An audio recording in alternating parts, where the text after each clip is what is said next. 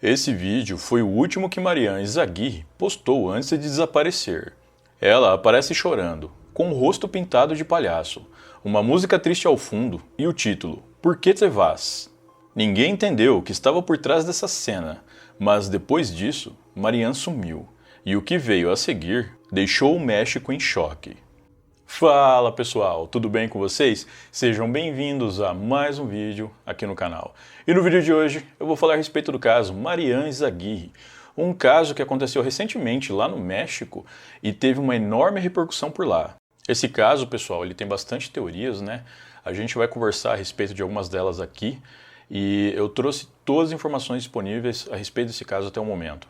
Bom, eu peço para que vocês fiquem comigo aqui até o final para entender melhor essa história. E como vocês já sabem, se gostar do meu conteúdo, deixe um like e um comentário que ajuda muito aqui no meu trabalho. Então, sem mais delongas, bora pro vídeo. Marian Izaguirre nasceu em 13 de novembro de 2001, em Uruapán. Uruapán é uma cidade com um pouco mais de 300 mil habitantes, localizada no estado de Michoacán, no México. Os nomes de seus pais não foram revelados em nenhuma fonte de pesquisa, mas o que se sabe é que seu pai trabalhava como vendedor de abacate e sua mãe com serviços domésticos. Também não há informações se Marian tinha irmãos ou se era filha única. De acordo com fontes, ela cresceu em um lar de classe média baixa, com pais muito atenciosos e amorosos. Desde muito nova, Marian foi descrita como uma pessoa muito comunicativa e que tinha uma grande facilidade em se expressar. Isso fez com que ela conseguisse fazer amizades de maneira fácil e adquirir o carinho de muitas pessoas. Essas suas habilidades naturais, se assim podemos dizer, seriam cruciais em sua vida adulta para a sua carreira de digital influencer. Ainda na infância, Marian adquiriu um grande interesse por artes e redes sociais. Ela também gostava de esportes. Chegou a praticar patinação e boxe. No ano de 2018, aos 17 anos, ela mergulhou no mundo virtual, criando a sua conta na plataforma TikTok, que naquela época havia se tornado cada vez mais popular. Os seus primeiros vídeos eram bem simples, mas autênticos. Ela fazia tutoriais de maquiagem caseira em um cenário sem muitos enfeites, dancinhas desajeitadas seguindo trends que estavam viralizando e alguns vídeos de humor. Em 6 meses, ela conseguiu algumas centenas de seguidores, que chegaram ao perfil dela através de um vídeo em que ela ensinava a fazer uma maquiagem de zumbi para o Halloween. Esse vídeo, na época, pegou mais de 10 mil visualizações, algo que pode parecer pouco para criadores maiores, mas para Marian foi uma grande conquista e o início de algo maior para ela. Em uma live que ela fez no ano de 2022, ela disse que, quando começou a gravar pequenos vídeos para o TikTok, ainda estava muito tímida, apesar de gostar de se comunicar com as pessoas. Mas com o passar do tempo, a câmera a libertou dessa timidez. No final do ano de 2019, Marian já havia alcançado 50 mil seguidores e passou a dedicar um tempo do seu dia para criar conteúdo. O seu primeiro patrocínio foi com uma marca especializada em esmaltes, que pagou a ela cerca de $200 para que fizesse um vídeo testando o produto e dando a sua opinião. Nessa época, o seu conteúdo era bem diversificado. Ela não tinha um nicho específico. Às vezes fazia vídeos de humor, às vezes sobre lifestyle e às vezes vídeos de maquiagem. Ela tinha alguns vídeos que eram uma espécie de vlog, que ela intitulava de O Dia a Dia de uma Influencer Pobre. Em março de 2020, Marian teve um crescimento expressivo em todas as suas redes sociais. O mundo todo estava no período de lockdown devido à crise de saúde da época, então as pessoas tinham que ficar em casa e, com isso, passavam mais tempo na internet. Nessa mesma época, enquanto o mundo se isolava, Marian criou uma personagem que ela mesma interpretava, chamada de Super Agente Izaguirre. Essa personagem era uma espiã atrapalhada, com capas improvisadas feitas de toalhas e óculos tortos. Rapidamente, a agente Izaguirre cativou o público. De acordo com fontes, o primeiro vídeo postado em que essa personagem aparece atingiu 1 milhão de visualizações em apenas 24 horas. Esses números são excelentes para criadores de conteúdo, ainda mais alguém que estava no começo. Marian chegou a fazer um vídeo agradecendo essas visualizações, e nesse mesmo vídeo teria dito que não era esperta, mas que sabia fazer as pessoas rirem. Já no mês seguinte, Marianne havia postado cerca de 15 vídeos interpretando a agente atrapalhada. As visualizações médias desses vídeos batiam os 500 mil, números muito bons. Em maio, ela publicou um vídeo intitulado O Tutorial de Maquiagem de Espiã. Esse vídeo viralizou e alcançou 2 milhões de visualizações em pouco tempo. Até junho de 2020, Marianne já havia alcançado mais de 1 milhão de seguidores no TikTok e 100 mil seguidores no Instagram. A superagente Zaguirre trouxe, além de seguidores, reconhecimento para Marianne, que soube aproveitar a oportunidade para crescer nas redes sociais. Segundo fontes, no ano de 2021, Marianne ganhou o prêmio TikTok México de Revelação do Ano. Ainda de acordo com essas mesmas fontes, nessa época, ela já tinha patrocínios que lhe rendiam mais de $5 mil mensais. Em dezembro do mesmo ano, ela fez um post no Natal, no qual compartilhou uma foto junto com a mãe, agradecendo por tudo em sua vida. Marianne estava vivendo a melhor época de sua vida. Ela havia se consolidado como digital influencer e estava realizando todos os seus sonhos. Em junho de 2023, ela deu um grande passo ao lançar a música Bum Bum, que alcançou mais de 10 milhões de ouvintes no Spotify. Marianne tinha o objetivo de se consolidar em uma carreira musical e parecia que tudo estava ao seu favor. Ela chegou a gravar alguns videoclipes que foram postados em suas redes sociais e tiveram ótimas visualizações, com o público a elogiando. No entanto, os seguidores de Marianne começaram a notar pequenos sinais de estresse na jovem. Em uma de suas postagens, Marianne teria escrito que, às vezes, a fama sufoca.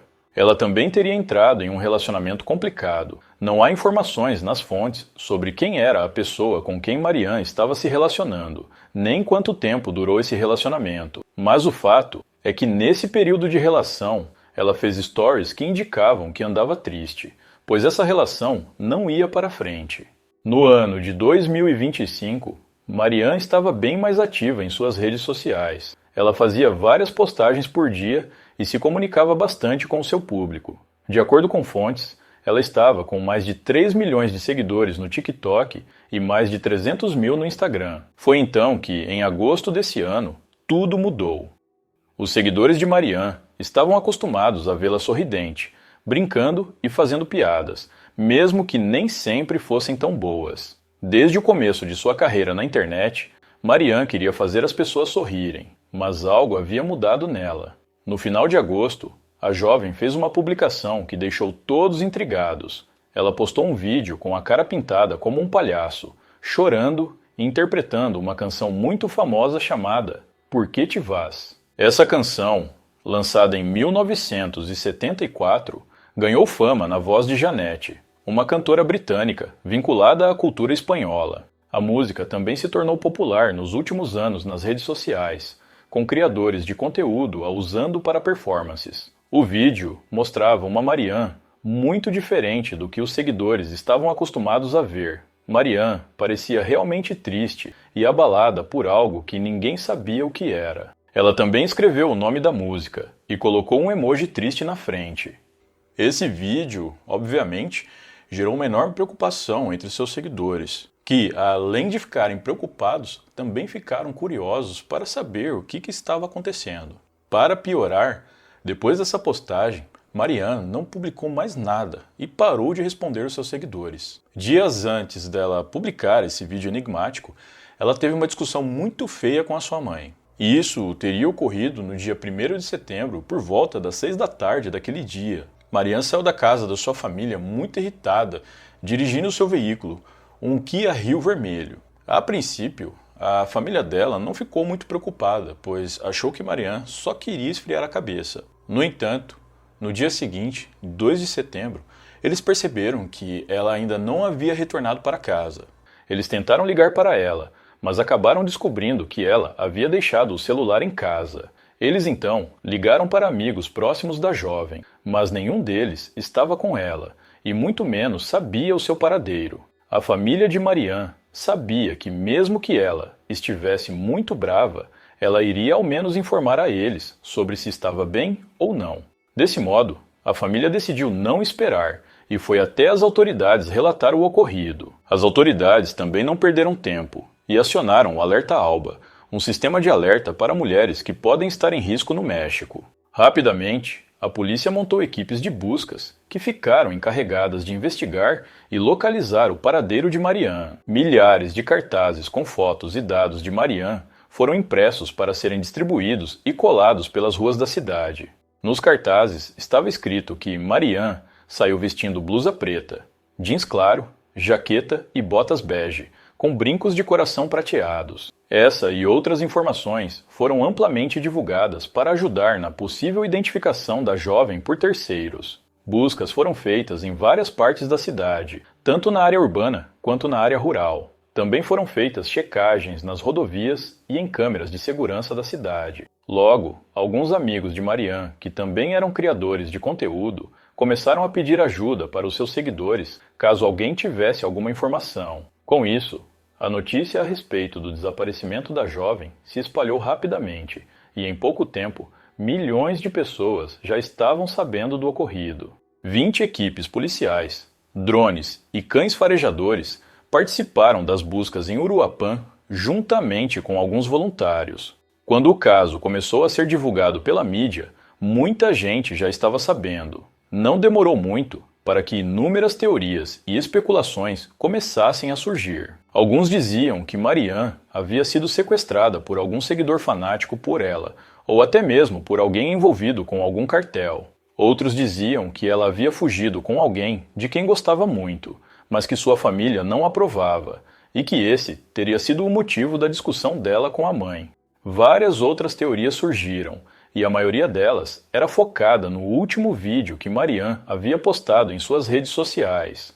As pessoas diziam que o vídeo triste com a música Por que te vas era direcionado a alguém, mas que, pelo jeito, poucas pessoas sabiam quem era. Já outras pessoas disseram que o vídeo nada mais era do que uma despedida, que Marianne fez aquele vídeo para se despedir de todos, como uma última mensagem. A maquiagem de palhaço e as lágrimas seriam porque ela foi enganada por alguém e estava muito triste. De qualquer modo, enquanto as teorias e especulações foram aumentando no decorrer dos dias, Marianne continuou desaparecida e ninguém fazia ideia do seu paradeiro.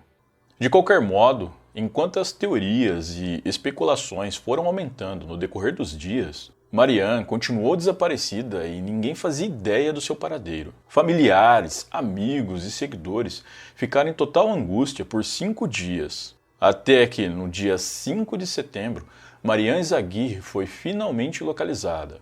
A jovem estava em um hotel na cidade de Morelia. Essa cidade é a capital do estado de Michoacán e fica a cerca de 100 quilômetros de Uruapã, cidade em que Marianne morava com a sua família.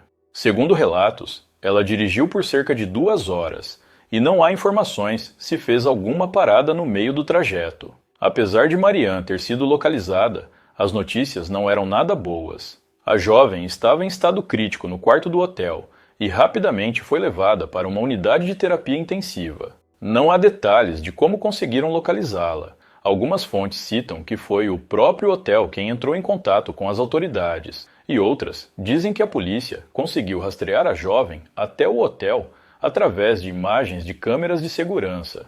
De qualquer modo, o estado de Marianne Izaguirre era gravíssimo, e isso gerou grande preocupação entre seus seguidores e pessoas mais próximas. Além disso, isso deu mais repercussão ao caso, fazendo com que a história chegasse a mais pessoas. Ao ser levada para o hospital, foi constatado que Marianne tinha feridas graves em seu corpo e também sinais de intoxicação. A polícia rapidamente deu início às investigações para esclarecer o que de fato havia acontecido com a jovem. Eles também colocaram uma escolta armada no hospital em que ela estava para protegê-la. Durante as investigações, a polícia não descartou nenhuma hipótese. Eles inclusive chegaram a investigar a própria família de Marianne, já que a jovem havia discutido com a mãe antes de deixar a casa. A principal teoria da polícia naquele momento era a de que Marianne havia buscado refúgio longe de sua família, mas ainda não estava claro o que realmente havia acontecido com ela. Marianne estava impossibilitada de falar qualquer coisa, o que dificultou as investigações. Outra coisa que também dificultou as investigações e que as autoridades acharam muito estranha é o fato de que todas as câmeras do hotel em que Marianne ficou hospedada não estavam funcionando. Quando os policiais pediram aos funcionários do hotel as imagens das câmeras para observar todos os passos de Marianne nos dias em que ela ficou no local, os funcionários disseram que já fazia alguns meses que as câmeras estavam desativadas. Além disso, os funcionários do hotel também não souberam responder se Marianne ficou hospedada sozinha ou acompanhada de alguém. Pessoal, eu achei isso aqui muito estranho. Eu vou falar aqui para vocês por quê. Bom, quem me acompanha aqui desde o começo do canal sabe que antes de eu vir aqui para o YouTube, eu tinha um hotel, né? Não era um hotel grandão, tá? Um hotel de grande rede. Era um hotelzinho pequeno aqui da minha cidade. E aí o que acontece? Quando você recebe alguém, você faz a ficha da pessoa, né? Você pega os documentos dela, você faz toda a ficha ali, né? Você tem tudo ali marcado, seja no sistema, né, no sistema digital, no computador, ou seja uma ficha manual que você pode fazer à mão também. E antes de eu ter o meu próprio hotel, né, eu trabalhei num hotel aqui da minha cidade também por muitos anos.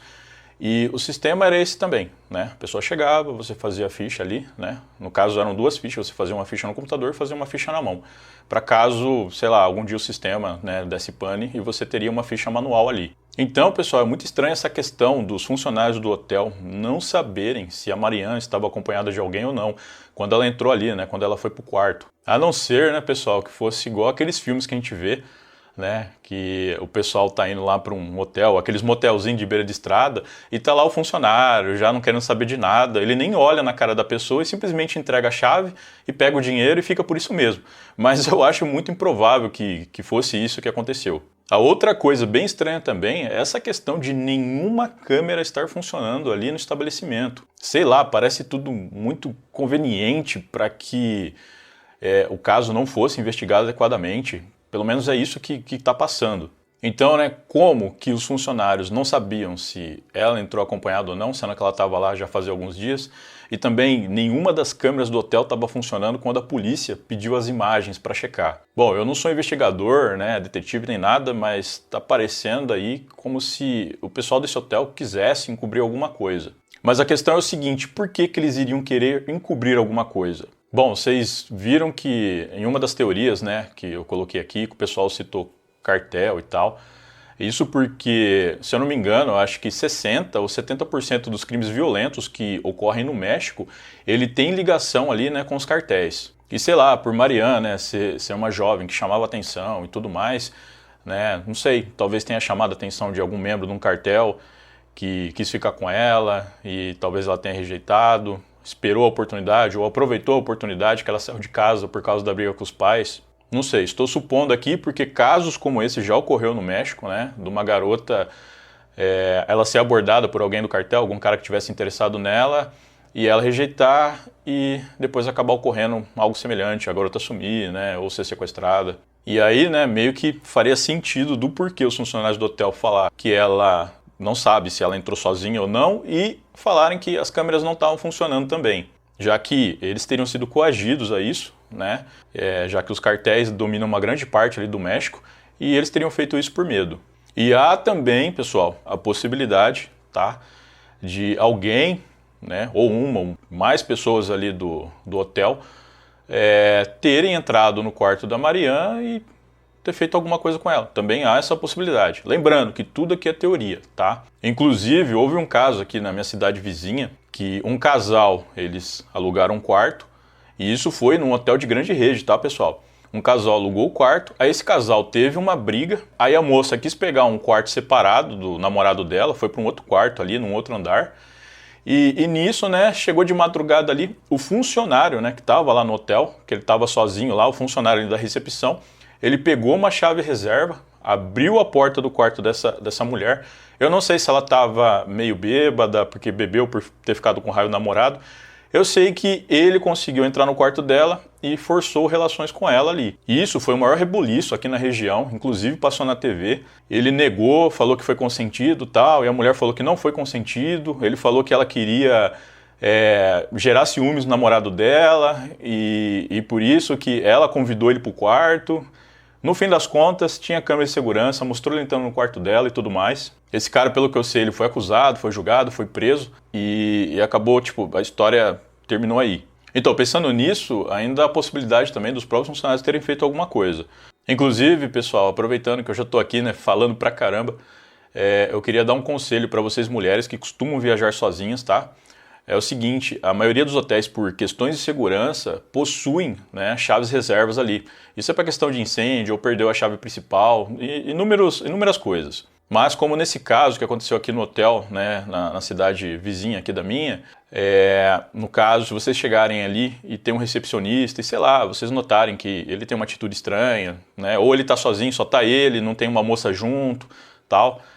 o que eu aconselho a vocês, quando vocês forem dormir, vocês coloquem alguma coisa para barrar a porta, tá? Eu não tô querendo ativar nenhum novo medo aqui em vocês, que segurança nunca é demais, porque a gente nunca sabe quando pode ser, vamos dizer assim, sorteado para o azar. Então, se vocês estiverem sozinhas, né, vocês entrarem no quarto ali para dormir, coloque alguma coisa na porta, uma cadeira, né, um escrivaninho que tiver ali na possibilidade de vocês conseguir colocar para que caso, né, você se hospede no hotel e o funcionário seja um doido, seja um maníaco, dificulte para que ele não consiga entrar no quarto. Porque se ele tentar, vai derrubar ali, vai fazer barulho, provavelmente ele vai correr, vai dar tempo de vocês pedir ajuda ou até mesmo ele não vai conseguir entrar. Eu mencionei, né, esse caso que aconteceu aqui na cidade vizinha, mas se vocês pesquisarem aí, já ocorreu em vários outros lugares. Então é bom a gente sempre se precaver, porque a gente nunca sabe quem que tá ali, né, trabalhando, quem que tá ali do outro lado, a índole da pessoa. Então, pessoal, era isso que eu queria passar aqui para vocês a respeito desse caso da Marianne.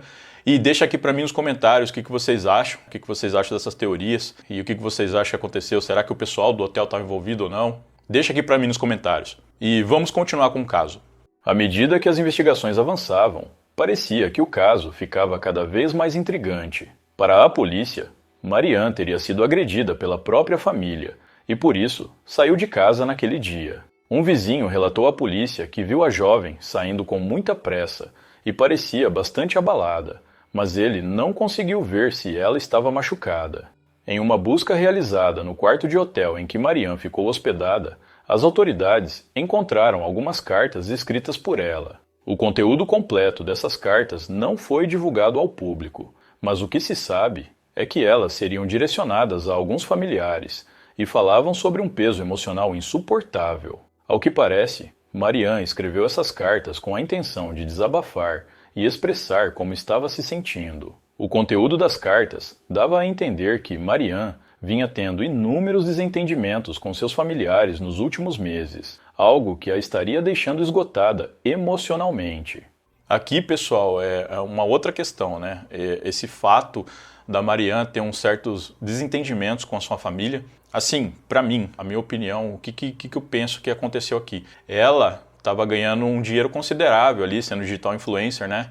Ela tinha bastante seguidores, então sempre aparecia um patrocínio, né? E sem dizer a monetização própria da plataforma no qual ela postava os vídeos dela. Então, assim, como eu falei no começo, a família era bem humilde, né?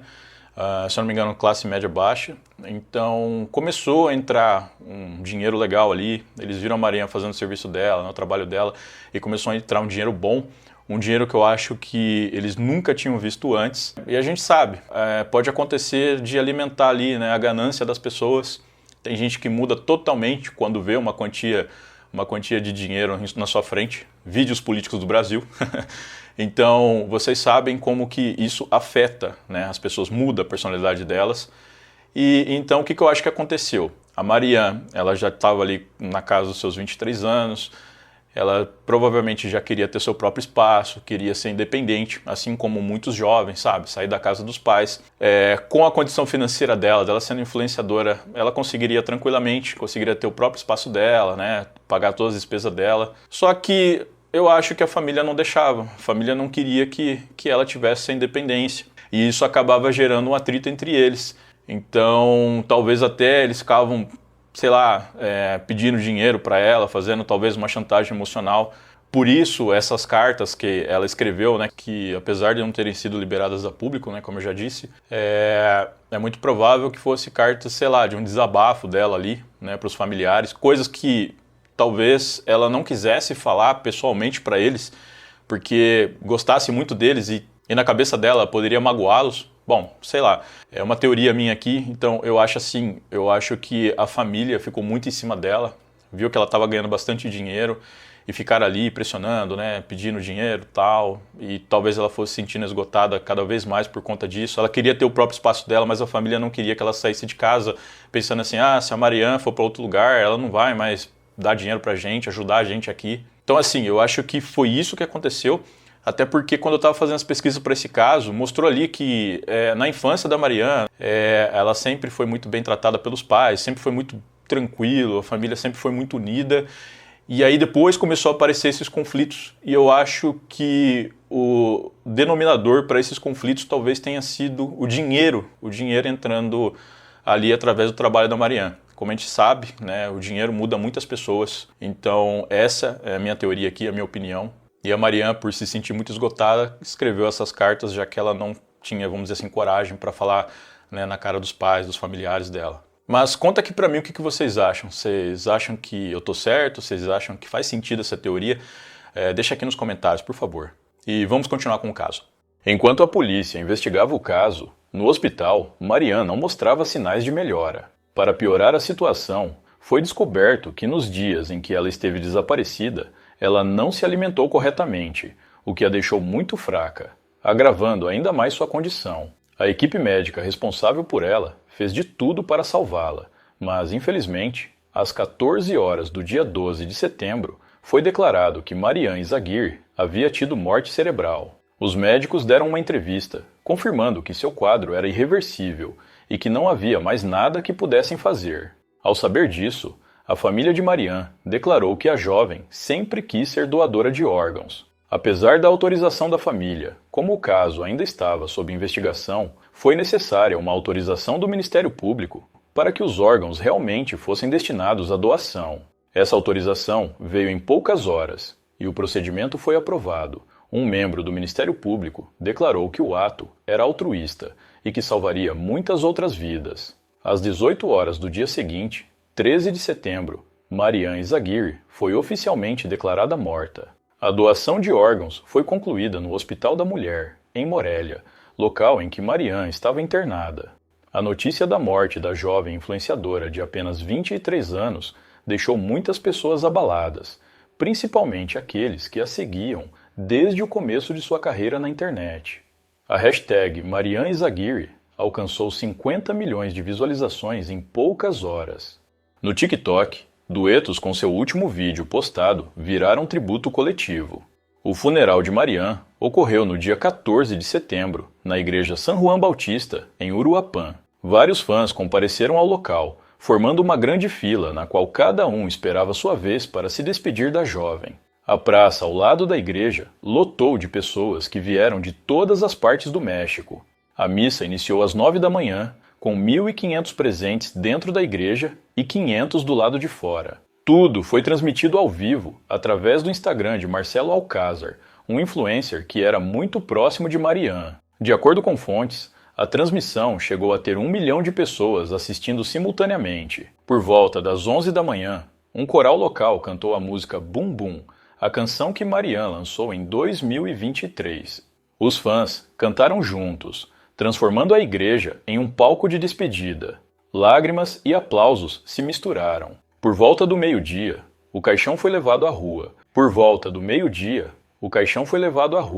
E uma multidão de mais de 2.000 pessoas o acompanhou até o cemitério. A polícia teve que bloquear ruas e avenidas e controlar o fluxo de veículos e pessoas para que nada saísse do controle. Por volta de 1 da tarde, o caixão já havia chegado ao cemitério municipal de Uruapã. O enterro foi privado, apenas para familiares e pessoas próximas, mas os fãs montaram vigília na entrada do cemitério com velas e flores.